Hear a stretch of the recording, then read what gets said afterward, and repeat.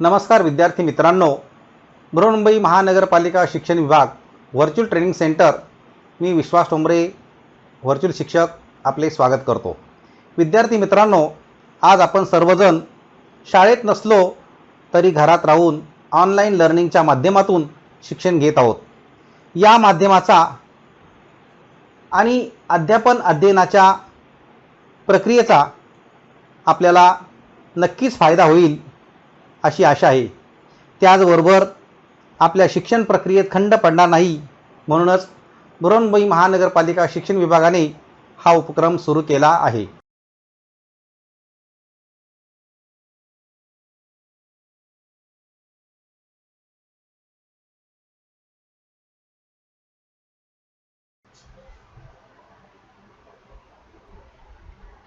इयत्ता 7वी आपला विषय आहे मराठी आणि आपल्या पाठाचं नाव आहे तोडणी। लेखक आहेत दत्तात्रय विरकर। या तोडणी या पाठाचा आपण दुसरा भाग अभ्यासत आहोत। तोडणी म्हणजे काय याबाबतची माहिती तुम्हाला मागच्या तासिकेला दिलेली आहेच। मागच्या भागामध्ये तोडणी म्हणजेच ऊस तोडणी, येथे तुमच्यासमोर चित्रसुद्धा दाखवली गेलेली आहेत आणि ही जी ऊस तोडणी आहेत, या ऊस तोडणीमध्ये जो काही कामगार आहे त्या कामगारांचं वास्तव या पाठामध्ये लेखक दत्तात्रय विरकर यांनी सांगितलं। हा जो ऊस तोडणी कामगार आहे हा स्थलांतरित का असतो? एका ठिकाणाहून दुसऱ्या ठिकाणी ऊस तोडण्यासाठी तो जात असतो, तो स्थिर नसतो। त्याचं राहणीमान जे आहे हे राहणीमान अगदी दुःखाचं असतं, कारण त्याला कष्टच तेवढे करावे लागतात। सकाळी लवकर उठणे, ऊस तोडायला जाणे, ऊसाच्या मोळ्या बांधणे, ही सगळी कामं अतिशय कष्टाची असतात। आणि म्हणजेच ही जी तोडणी कथा आहे, या तोडणी कथेमध्ये ऊस तोडणी कामगाराचं वास्तव चित्र या कथेतून लेखक दत्तात्रय विरकर यांनी मांडलेलं आहे। अशा पद्धतीचं या ठिकाणी काही हे तुम्हाला दाखवले गेलेले आहेत। त्याचबरोबर या पाठाचं वाचन करत असताना मागच्या तासिकेला आपण वाचन केलेलं आहे, परंतु इथे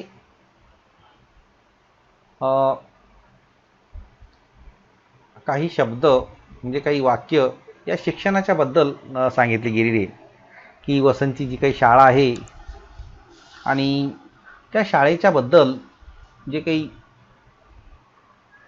सांगितलं, शिक्षणाबद्दलची ओढसुद्धा याच्यामध्ये दाखवली गेली। मग काय काय सांगितलं त्याचं थोडेसे काही पॅरेग्राफ त्याचं आपण वाचन करणार आहोत। मागच्या तासिकेला तुम्हाला सांगितलं होतं की तुम्ही या पाठाचं वाचन करायचं आहे। आज आपण हा संपूर्ण पाठ मी त्या पाठाचं वाचन करणार नाही आहे, परंतु त्यातले काही पॅरेग्राफ मात्र त्याचं वाचन करतो आहे। सगळ्यांनी वाढे टाकून शंकूच्या आकाराच्या कोप्या बांधून सामान लावलं, तसं तारानंही सामान लावून चिमणीचा उजेड करताच मीराला वसंतचं पुस्तक गवसलं। वशा तुपलं पुस्तक। मीराचा आरडाओरडा ऐकून वसंतला शाळेची आठवण झाली आणि वसंत कोपीबाहेर बसलेल्या शंकरच्या मागे जाऊन उभा ठाकला। त्याने शंकरच्या खांद्यावर हात ठेवून विचारलं, दादा मग शाळेत कवा धाडणार? थळामध्ये जोशात काम करणाऱ्या वसंताला शंकरनं पाहिलं असल्यानं शाळावेळा काय बी नाही, बस झाली आता तुपली शाळा, खाऊन घे आणि झोप, तांबड्यात तोडीला जायचं आहे, जा झोप जा, असं म्हणून गप्प केलं। शंकरच्या मागे उभं राहून खांद्यावर हात ठेवून विचारताना उसाच्या पाचटानं साळलेल्या अंगावरच्या खुणा पाहून वसंत हापकून गेला होता। त्याच्या मनात शिक्षणाविषयीची उलघाल होत होती। शंकरच्या बोलण्यानं वसंत उपाशीच झोपला, तर मीराला फार वाईट वाटलं। म्हणजे हे जे पॅरेग्राफ आहेत या पॅरेग्राफमध्ये, या उतार्यामध्ये शिक्षणाबद्दलचं एकंदरीत जे काही महत्त्व आहे, शिक्षणाबद्दलची ओढ कशी आहे, ती सुद्धा या पॅरेग्राफमध्ये या उतार्यात दाखवलेली आहे. कारण हा जो वसंत मुलगा आहे याला शाळेला जायचं आहे, परंतु त्याचे पालक तो आता काम करणारा झाला असल्यामुळे त्याला शाळेला जाण्यास नकार देतात आणि त्याला सांगतात खाऊन घे आणि जा झोप, आपल्याला तांबड्यात तोडीला जायचं आहे. म्हणजे आपल्याला सकाळी लवकर सूर्य उगवण्यापूर्वी आपल्याला ऊस तोडायला जायचं आहे, तेव्हा लवकर जाऊन झोप, अशा पद्धतीचं त्याला सांगितलं जातं. आणि ज्यावेळेला ऊस तोडण्याची वेळ असते त्या ऊसाचं जे काही पाचट असतं त्या पाचटाने अंग अगदी साळून निघतं, कापून निघत असतं. आणि त्या खुणासुद्धा पाहून वसंतला खूप वाईट वाटलं होतं. त्याच्यामुळे त्याच्या मनामध्ये शिक्षणाबद्दलचं जे काही थोडंसं प्रेम होतं, काय करायचं शिक्षणाच्या बद्दल हे सुद्धा इथे दाखवलं गेलेलं आहे. आणि असं बोलून शंकरचं जे बोलणं आहे त्या बोलण्यानेच तो वसंत तो उपाशी झोपून गेलेला होता. आणि तेव्हा मीरा त्याची आई जी आहे तिला, म्हणजे मीराने आई नाही, ती जी मीरा आहे त्याची बहीण, तिलासुद्धा फार वाईट वाटलं होतं. म्हणजे वसंत आणि मीरा हे दोघं बहीण भाऊ या ठिकाणी आहेत. कारण मीराचं सुद्धा शिक्षण हे अर्धवट झालेलं आहे, तिलासुद्धा 8वीमध्ये कसंबसं शिकवण्यात आलेलं आहे. म्हणजे अशा पद्धतीनं या शिक्षणाच्या बाबत या पाठामध्ये तोडणी या पाठामध्ये सांगितलेलं आहे. आणखी काय सांगितलं आहे तर पुढच्या काही पॅरेग्राफ असा आहे की सडकेवर पडलेल्या कागदावर वसंतची नजर खेळली. तसा वसंतनं कागद उचलून हातात धरला, पण कागदावरच्या संस्कृतमधल्या शब्दाचा उलगडा नीट होत नव्हता. रस्त्यावर सापडलेल्या कागदावरचे शब्द वसंतनं आईला वाचायला लावताच, पोरा मला तरी कुठं वाचता येतंय, मग आपली शाळा तर दुसरीच झाली, असं आई म्हणाली. कागदावरच्या शब्दाचा मीराकडूनच नीट उलगडा होईल याची वसंतला खात्री होती, कारण मीराचंही शिक्षण कसंबसं 8वीपर्यंत झालं होतं. तो धावत जाऊन तिला म्हणाला, ताई मला सडकेवर कागद गवसला, त्यावर काय लिहिलंय बघ, काहीच कळत नाहीये. पोराचं शिक्षण अर्धवट राहायची भीती ताराच्या मनात आल्यानं तिनं शंकरला बोलतं केलं, पोराचं शिक्षण तोडलं तुम्ही, कामाला हातभार लागतो पण त्याच्या आयुष्याचं काय. अगं होईल समद, आता कुठं गाडी जराशी रुळावर आली, घाव घातलेला ऊस ताराकडे दे, शंकर बोलला. मीरानं डोक्यावरील मोळी खाली ठेवली. मीरा वसंतच्या हातातील कागद पाहू लागली. वसंत उत्कंठेने मीराकडे बघत होता. हिवळ वय, हे तर संस्कृतमधलं वाक्य आहे, तमस्समा ज्योतिर्गमय असं लिहिलंय. मीरा म्हणाली, म्हणजे का ताई. सगळं बोलणं ऐकल्यावर दामूने तोंड उघडलं. कोपीबाहेर चाललेलं सगळं बोलणं आपल्याविषयी असल्यानं वसंता उभारी आली आणि कोपीबाहेर येऊन उभा राहिला. आता समधीच म्हणत्या तर जाऊ द्या, नाही म्हणू नका, पुढला विचार करा, तारा म्हणाली वसंतकडे पाहत. ये पोरा ये, म्हणून त्याला जवळ घेत व तारानं वसंतला कुरवाळलं. आता तुम्ही समधीच म्हणत्यात तर म्या तरी कशाला आडवा येऊ. वसंता ये इकडं पोरा, आता तू उद्यापासनं शाळेला जायचं बरं का. हे बघ पुढल्या बाजारी आपण तुझ्यासाठी पेन आणू. वसंतला जवळ घेऊन पाठीवरून हात फिरवत शंकर म्हणाला. मीराच्या आनंदाला पारावार राहिला नाही, तिचेही डोळे आनंदानं भरले. वसंतनं लगेच मित्रांना गाठलं. आता मी आज शाळेला येणार वसंत, असं वसंत यांना सांगत सुटला. म्हणजे अशा पद्धतीने या शाळेबद्दलची ओढ या पाठात सांगितले. त्यातले काही निवडक काही उतारे शाळेच्या संदर्भातले घेण्यात आलेले आहेत. म्हणजे शेवटी आईवडील त्या मुलाची शाळा पूर्ण करण्यासाठी, त्याला शाळेत पाठवण्यासाठी तयार झालेले आहेत, असं एकंदरीत या पाठामध्ये सांगितलं गेलं आहे. परंतु तोडणी, ही जी ऊस तोडणी आहे ही कशी असते, यासाठी किती धावपळ करावी लागते, हे सुद्धा या पाठामध्ये सांगितलं गेलेलं आहे. आता या पाठामध्ये मगाशी सुद्धा मागच्या तासिकेला सुद्धा सांगितले ते काही आपण नवीन शब्द आलेले आहेत. ते नवीन शब्द मी तुम्हाला सांगतो, त्याचा अर्थसुद्धा मी सांगण्याचा प्रयत्न करणार आहे. जसं काहूर म्हणजे एकच गडबड सगळ्यांची. सरमड हा एक शब्द आहे. ज्याला आपण चारा म्हणतो, बैलांचा चारा. चूल झिऱ्यावर जिथे पाणी असं डबक्यासारखं छोटंसं असतं त्याला झिरा म्हणतात. नदीच्या काठी पाचुंदा, तो सुद्धा जनावराचा चारा आहे. नंतर जर्मनच्या पातेल्यात, म्हणजे ॲल्युमिनियमचं जो काही पातेलं असतं त्याला जर्मनच्या पातेल्यात म्हटले गेले. थळात म्हणजे ऊसाचं थळ असतं त्याला म्हणतात. कोपी म्हणजे निवारा राहण्यासाठी जे की घरटं असतं छोटंसं. कावा म्हणजे केव्हा, साळा म्हणजे शाळा. तुपली तुझी, गुंडभर घागरभर. सडकेवर रस्त्यावर, मपली माझी, गवसला सापडला म्हणजे. आवसमधी म्हणजे सगळे. काव भाऊजी, काय भाऊजी, मोठा म्हणते. पैक पैसा. सांगू नका, नाही,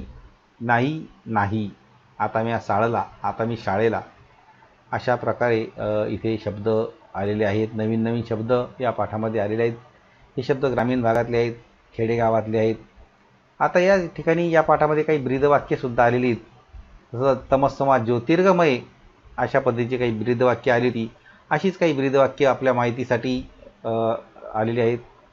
संस्थान, ध्येयवाक्य आणि हिंदी अर्थ त्यात लिहिला आहे.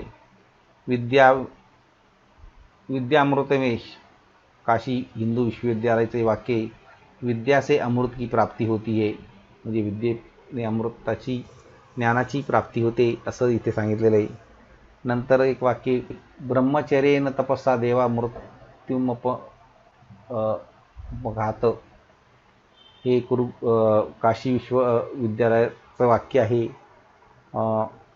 ब्रह्मचर्य की तप से देव लोग मृत्यू को जीत लेते आहे असं त्यात सांगितलेलं आहे.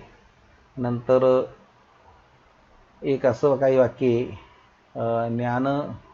ज्ञानम परम बलम, ज्ञान से सबसे बड़ा बल है, ज्ञान सबसे बड़ा बल है. नंतर सा विद्या या विमुक्तये, विद्या मुक्ति का द्वार है. संगच्छद सवध्वम, साथ चलो साथ बोलो. आणि आणखी एक वाक्य आहे, योग कर्मसु कौशल्यम, परिश्रम उत्कटा का भय, ज्ञानम परम ध्येयम, ज्ञान परम ध्येय आहे. तर अशी ही सर्व प्रत्येक संस्थेची काही ब्रीदवाक्य असतात.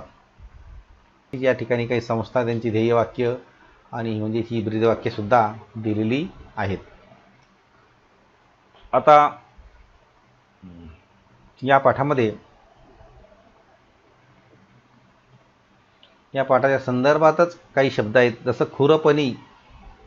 खुरपणी बघा, हे कसं शेत असतं आणि त्या शेताची गवत वगैरे काढायचं असतं, त्याला खुरपणी असं म्हणतात. इथे खुरपंसुद्धा दाखवले गेलेले आहेत. खुरप्याचं चित्र आहे. ही खुरपणी करण्याचं काम इथे चालू आहे. नंतर बांध घालणे. आता हा जो बांध आहे तो बघा, इथे हा ऊस दाखवलेला आहे आणि त्या ऊसाच्या बाजूलाच हे काही मुलं आहेत, ती सुद्धा इथे दाखवली गेलेली आहेत आणि ती बांध घालण्याचं काम करतायत.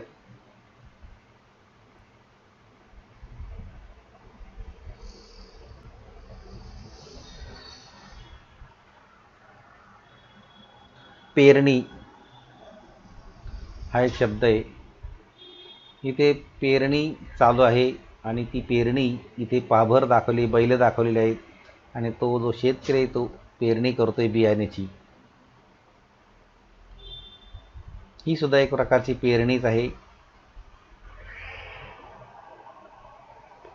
इथे सुद्धा यांत्रिक अवजारांनी पेरणी केली जाते.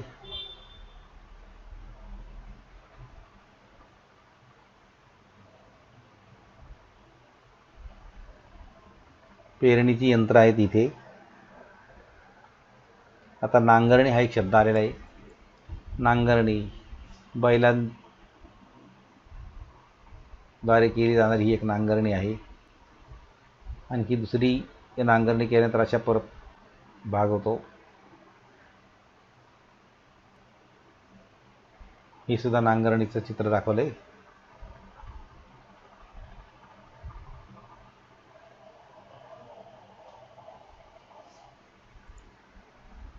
ऊसतोडणीच्या संदर्भातली काही चित्र आहेत ती. आणि ही जी शाळा दाखवली गेलेली आहे, जे शाळेचं महत्त्व आहे ते या शाळेच्या संदर्भात आहे.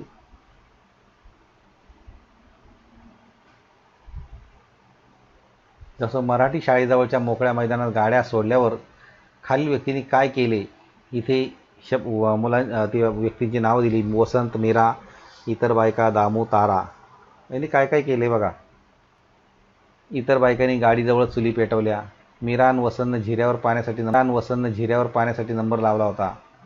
दामूनही आपली बैल नदीवरून पाणी पाजून आणली. तारानं भाकरी थापून तव्यावर पिठली टाकलं, तेवढ्यात पोरं पाणी घेऊन आली. आता वसंतचे शिक्षणाबाबतचे प्रेम दर्शणारी काही वाक्य या पाठात आली, ती शोधून लिहायची आहे. जसं आता पणबिन काय बी सांगू नगस, उद्यापासून त्याला शाळेला धाड, हे एक वाक्य आहे. आता समधीच म्हणत्यात तर जाऊ द्या, नाही म्हणू नका, पुढला विचार करा, तारा म्हणाली. वसंतकडे पाहत, ए पोरा ये म्हणून त्याला जवळ घेत तारानं वसंतला कुरवाळलं. आता तुम्ही समधीच म्हणत्यात तर म्या तरी कशाला आडवा येऊ, वसंता ये इकडं पोरा, आता तर उद्यापासून शाळेला जायचं बरं का, हे बघ पुढल्या बाजारी आपण तुझ्यासाठी पेन आणू. वसंतनं लगेच मित्रांना गाठलं, आता मी शाळेला येणार, असं वसंत सगळ्यांना सांगत सुटला. तर अशा प्रकारची ही वसंत शिक्षणाबाबतची वाक्य या पाठामध्ये आलेली आहेत.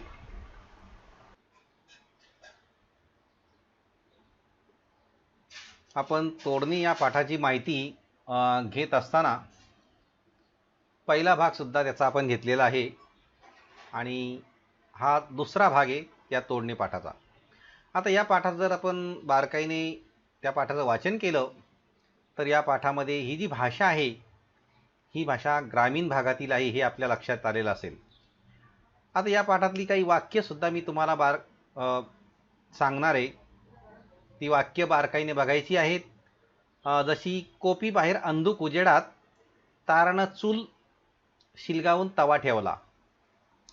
काय वाक्य? कोपी बाहेर अंधुक उजेडात तारानं चूल शिलगावून तवा ठेवला. आता या वाक्याचा अर्थ काय झाला? कोपी बाहेर म्हणजे कोपी म्हणजे एक घर, झोपडी. अंधुक उजेडात म्हणजे अंधार होता. तारानं चूल शिलगावून, तारा नाव आहे त्या बाईचं, आणि चूल म्हणजे चूल स्वयंपाक करण्याची, चूल पेटवली आणि त्या चुलीवर काय केला? तवा ठेवलेला आहे भाकऱ्या करण्यासाठी. दुसरं वाक्य काय आहे? शंकरनं नदीवर जाऊन गुंडभर तर मीरानं कळशीवर पाणी आणलं. म्हणजे इथे सुद्धा तांब्याभर, कळशीभर असा उल्लेख होतो. आणखी एक वाक्य, आणखी काही वाक्य. आओ ओ वसंताची माय, आता तुम्ही समधीच म्हणत्यात तर म्या तरी कशाला आडवा येऊ, वसंता ये इकडं पोरा. म्हणजे ही जी भाषा आहे या पाठातली, ही एक ग्रामीण भाषा आहे आणि त्यामुळे या भाषेची लय ही एक वेगळीच लय आपल्याला या पाठामध्ये दिसून येते. आता भाषेच्या बाबतीत बोलायचं झालं तर भाषा म्हणजे काय? संस्कृती, प्रवाह, अस्मिता. एखाद्या भाषेच्या बोलीभाषा जितक्या जास्त तेवढी ती भाषा ऐश्वर्य संपन्न असं म्हटलं जातं.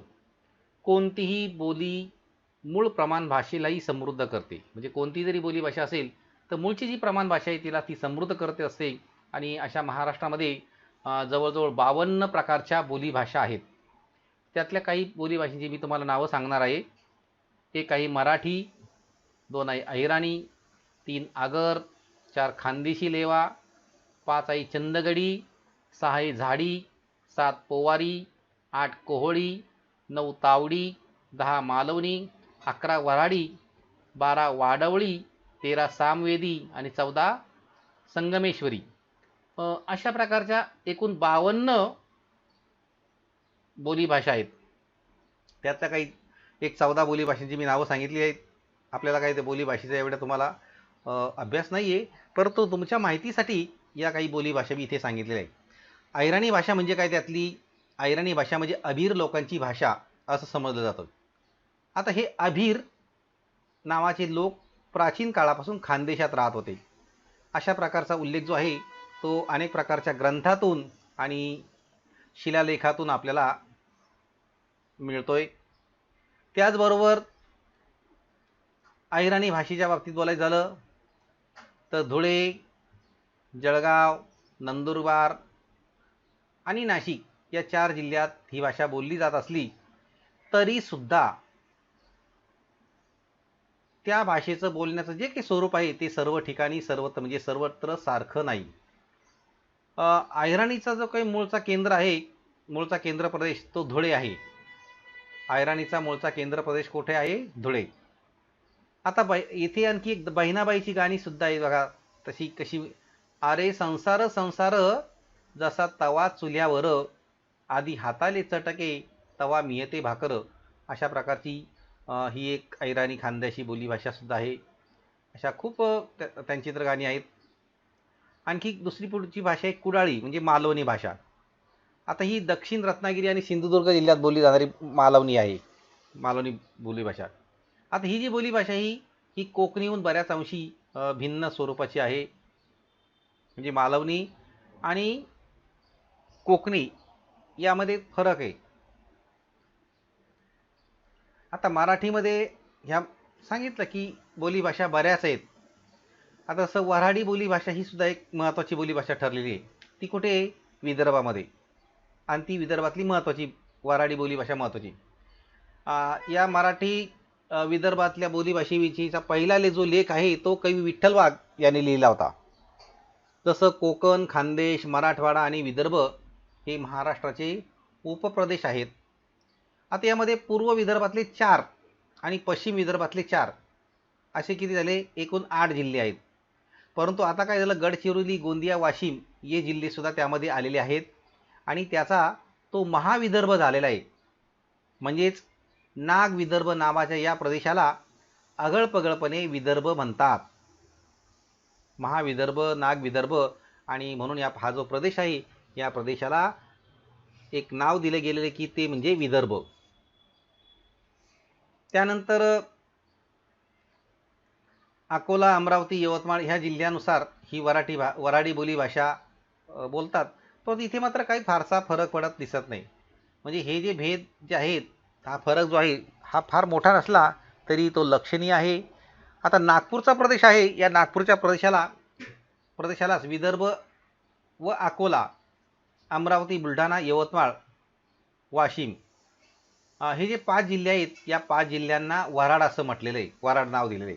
विदर्भमध्ये यामध्ये अकोला, अमरावती, बुलढाणा, यवतमाळ, म्हणजे वाशिम हे जे 5 जिल्हे आहेत यालाच वऱ्हाड सुद्धा म्हणतात. आता वऱ्हाडी बोली भाषा कशी आहे बघा, याचं उदाहरण बघा. गोगलगाईच्या दुधाचं लोणी नसते निघतं, गोगलगाईच्या दुधाचं लोणी नसते निघत, गोगलगाईच्या दुधाचं लोणी नसते निघत, अंधारात तूप सांडलं तरमा सुगंध लपत नाही, अंधारात तूप सांडलं तरमा सुगंध लपत नाही. म्हणजे अशा प्रकारची ही वऱ्हाडी बोली भाषेचं एक वाक्य, 2 वाक्य आहेत. आता पुढची एक चंदगडी म्हणून एक भाषा आहे, ती सुद्धा कंचानं आणि डायडॅश केला आहे पुढे, मसोटीत गेल्यास काय, म्हणजे असे काही वाक्य आहेत. म्हणजे चंदगडी ही पश्चिम महाराष्ट्रातल्या चंदगड तालुक्यातली बोलीभाषा आहे. ही मराठीची एक वैशिष्ट्यपूर्ण अशा प्रकारची बोलीभाषा आहे. चंदगड हा कोल्हापूर जिल्ह्यातील एक दुर्गम आणि डोंगराळ तालुका आहे. कोल्हापूरपासून या तालुक्याचं अंतर सुमारे 150 किलोमीटर इतकं आहे आणि त्या ठिकाणी ही बोलीभाषा बोलली जाते. नंतर झाडी म्हणून आहे, ही झाडी एक बोलीभाषा आहे की झाडी बोलीभाषेत काय म्हणतात, तो जाऊन राहिलाय, येऊन राहिलाय, असं त्या झाडी बोलीभाषेत बोललंय. आणखी शब्द आहेत मले, म्हणजे मले, तुले, कायले, म्हणजे मले म्हणजे मला, तुले म्हणजे तुला, कायले म्हणजे कशाला, अशा प्रकारचे शब्दसुद्धा त्या ठिकाणी झाडी भाषेत वापरले जातात. आणि गोंदिया, भंडारा, चंद्रपूर आणि गडचिरोली या भागात ही भाषा बोलली जाते. त्यानंतर पुढची भाषा आहे ती म्हणजे तावडी. कोणाची म्हैस कोणाले उठबाईस, तावडी भाषेचं वाक्य बघा काय, कोणाची म्हैस कोणाले उठबाईस, तावडी भाषेची खरं म्हणजे स्वतःची अशी एक नजाकत आहे, एक खास वैशिष्ट्य आहे, स्वतःची अशी एक खास उच्चार प्रक्रिया आहे, ध्वनी व्यवस्था आणि वाक्य नियमावली आहे, अशी ही तावडी भाषा. पाचोरा आणि जामनेर तालुक्याच्या दक्षिणेकडील म्हणजेच अजिंठा डोंगराकडील प्रदेशात अशा प्रकारची भाषा बोलली जाते. आणि हा जो प्रदेश आहे हा तावडी बोलीचा बालेकिल्ला म्हटलं जातं. कोणता प्रदेश? पाचोरा आणि जामनेर तालुक्याचा दक्षिणचा भाग, तावडी भाषेचा बालेकिल्ला. नंतर कोरकू एक भाषा आहे. हे जे जो जो मबा, हे जे जो जो मबा, महाराष्ट्रातील अमरावती जिल्ह्याच्या धारणी आणि चिखलदरा या तालुक्यामध्ये बहुसंख्य प्रमाणात कोरकूंची वस्ती आहे आणि त्या ठिकाणी ही भाषा बोलली जाते, कोरकू भाषा. आता या सगळ्या ह्या ज्या बोली भाषा आहेत महाराष्ट्रातल्या बोलीभाषा. आणि त्यानंतर आणखी एक भाषा तुम्हाला सांगणार आहे, ती म्हणजे आहे नगरी भाषा. नगरी भाषा पण अतिशय वेगळी आहे. येळला केळं आणि वनवासाला सीताफळं, येळला केळं न वनवासाला सीताफळं, बघा अशी नगरी भाषा आहे. आता नगरी हा जो शब्द आहे हा शब्द अहमदनगर जिल्ह्यातल्या लोकांसाठी वापरला जातो. आणि विशेष म्हणजे मोगलांच्या काळापासूनची असलेली त्या ठिकाणची मुस्लिम वस्ती, तेथे बोलली जाणारी भाषा, या सर्व मिश्रणातून नगरी बोलीचं एक वेगळंच रसायन त्या ठिकाणी तयार झालेलं आहे. जवळच्या माणसाला सहजच त्या ठिकाणी ए भावड्या म्हणून बोललं जातं. काय करून राहिला, काय बोलून राहिला, जेवून राहिला, खाऊन राहिला, असे बोल आपल्याला ऐकायला मिळाले की समजायचं की ती व्यक्ती अहमदनगर जिल्ह्यातली आहे. म्हणजे नगरी बोलीचं हे अशा प्रकारचं एक वेगळेपण आहे. आता यामध्ये जसं तोडणी या भागामध्ये पाठ्यामध्ये ऊस तोडणीचा एक भाग दिलेला आहे. आता नगरमध्ये सुद्धा मोठ्या प्रमाणामध्ये हे जे नगरी याला नगरी लोक सुद्धा म्हटलं गेलेले आहेत या लोकांना, हे सुद्धा ऊस तोडणीचं मोठ्या प्रमाणावर हे नगरी लोक काम करत असतात. त्यावेळेला ही भाषा आपल्याला ऐकायला मिळते. म्हणजे अतिशय खास या नगरी भाषेचं एक वैशिष्ट्य आहे. आता आपण या भाषेच्या बाबतीमध्ये बराचसा भाग मी तुम्हाला सांगितलेला आहे, कारण ग्रामीण भागातल्या बोलीभाषा कशा आहेत, कोणत्या आहेत याबाबतची माहिती तुम्हाला अधिक देण्याचा मी या ठिकाणी प्रयत्न केलेला आहे. आता तुम्हाला एक गृहपाठ दिला जातोय आणि तो गृहपाठ काय आहे, तुमच्या कानावर पडलेल्या वेगवेगळ्या भाषा आहेत. का तुम्ही कुठेही जाता, कुठे गेला असेल तर त्या ठिकाणी अनेक प्रकारची माणसं ही आपल्या आजूबाजूला असतात आणि मग ते बोलत असतात. मग अशा प्रकारच्या भाषेची काही वाक्य आपण लक्षात ठेवू शकता आणि ती वाक्य आठवून आपल्या वहीमध्ये लिहून ठेवायची आहे.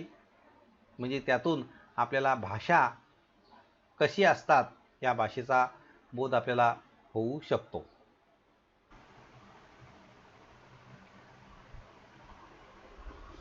आता या ठिकाणी काही शब्द आलेले आहेत. बैलाचं खाद्य आणि शंकू आकाराची झोपडी, याचे काय शब्द आहे? बैलाचं खाद्य काय आहे? सरमड. शंकूच्या आकाराची झोपडी त्याला कोपी असं म्हटलं गेलेलं आहे.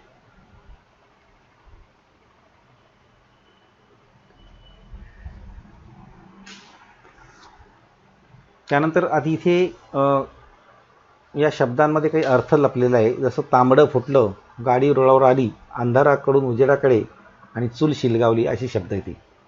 आता तांबडं फुटलं म्हणजे सकाळ झालेली आहे, गाडी रुळावर आली, आता सर्व काही ठीक चाललंय, अंधाराकडून उजेडाकडे, अज्ञानाकडून ज्ञानाकडे,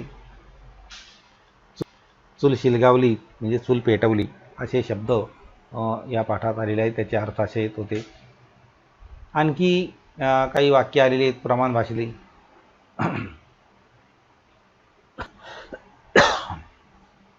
जसं पोरा मले तरी कुठं वाचता येतंय, अहो समधी लेकरं शाळेला गेली आणि तुपलं. आता तुम्ही समधीच म्हणतात तर म्या तरी कशाला आडवा येऊ, आता म्या शाळेला येणार, अशी वाक्य ही या ठिकाणी आली. पोरा मले तरी कुठं वाचता येतंय, पोरा मला तरी कुठं वाचता येतंय, अहो समधी लेकरं शाळेला गेली आणि तुपलं. अहो सर्व मुलं शाळेत गेली आणि तुमचं.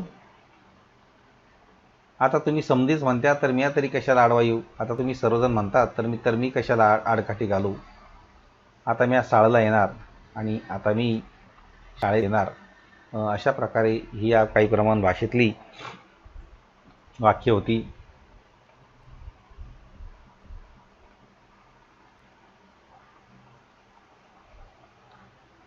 या पाठाचं बरंच आपण वाचन करू शकता, त्याचे आणखी काही शब्द शोधू शकता, त्यावर दिलेली काही कृती आहे त्या कृतीही करू शकता. आणि मला वाटतं या पाठावर बरीच माहिती दिलेली आहे. पाठ समजला असेलच. त्याचे प्रश्न सोडवा. या घटकाची बरीचशी माहिती देण्याचा प्रयत्न करण्यात आलेला आहे. आपणही या घटकाचे व पाठाचे वाचन करायचे आहे आणि पाठ्यपुस्तकात दिलेले जे प्रश्न आहेत त्या प्रश्नांची उत्तरं सोडवायची आहेत. त्याचबरोबर आपल्याला मी काही प्रश्नसुद्धा दिलेले आहेत, ते प्रश्नसुद्धा आपण सोडवायचे आहेत. आणि याबरोबरच या पाठाच्या आपल्या प्रतिक्रिया आपण बृहन्मुंबई महानगरपालिकेच्या यूट्यूब चॅनलवर जरूर कळवायच्या आहेत.